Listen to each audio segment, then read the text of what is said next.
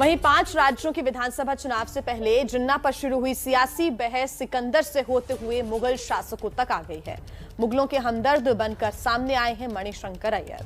आप खुद सुनिए कि कैसे चुनावी आग में मणिशंकर ने घी डाला है। मुगलों ने इस देश को अपना बनाया। मुसलमानों का तादाद भारत में तकरीबन 24% का था और ये कहते हैं कि नहीं, मारपीट हुई, सब लड़कियों पर बलात्कार हुआ और इन्होंने सबको मुसलमान बना दिया। अरे बस मणिशंकर अय्यर की ही कमी थी। चुनाव आया और सलमान खुर्शीद के बाद अब मणिशंकर अय्यर ने अपनी विवादों वाली जुबान खोल दी। इस बार अय्यर ने भी इतिहास में घुसकर मुगलों की शान में कसीदे पढ़ दिए। अकबर, वो इस देश में पूरे 50 साल तक उन्होंने राज किया और इसी को मद्देनजर रखते हुए जहां मैं मंत्री होने के समय रहता था, उस सड़क का नाम है अकबर रोड। में तो कोई इतराज नहीं है।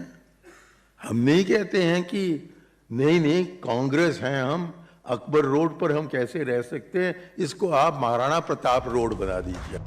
नेहरू जयंती पर आयोजित एक कार्यक्रम में मणिशंकर अय्यर बहते चले गए।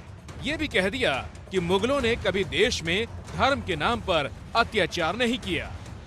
मुसलमानों का तादाद भारत में 24% का था और ये कहते हैं कि नहीं, इन्होंने सबको मुसलमान बना दिया। अरे मुसलमान बनते तो आंकड़े तो अलग होने चाहिए।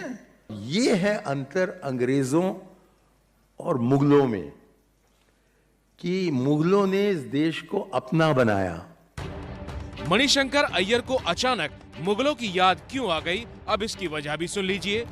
हम सारे जो इस देश के बाशिंदे हैं, हम उनको भारतीय समझते हैं और चंद लोग हैं हमारे बीच में जो आज के दिन सत्ता में हैं, जिनका कहना है कि नहीं, 80% भारतीय जो कि हिंदू धर्म को मानते हैं वही हैं असली भारतीय और बाकी जो लोग हैं वो गैर भारतीय हैं और हमारे देश में वो रह रहे हैं तो बस मेहमान बनकर वो रह रहे हैं। चुनावी मौसम में मणिशंकर अय्यर का ये बयान बाहर से आया तो बीजेपी को मौका मिल गया कांग्रेस पर निशाना साधने का।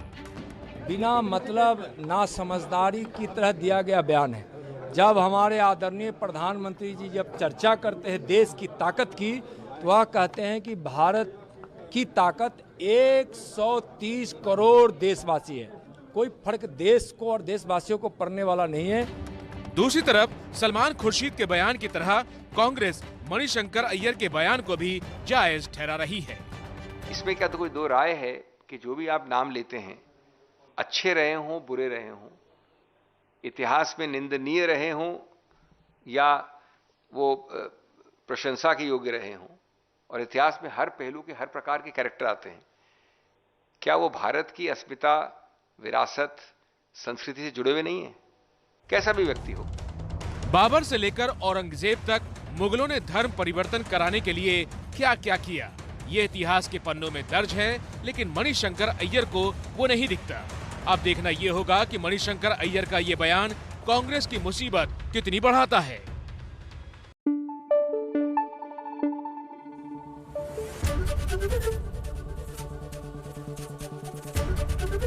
एबीपी न्यूज आपको रखे आगे।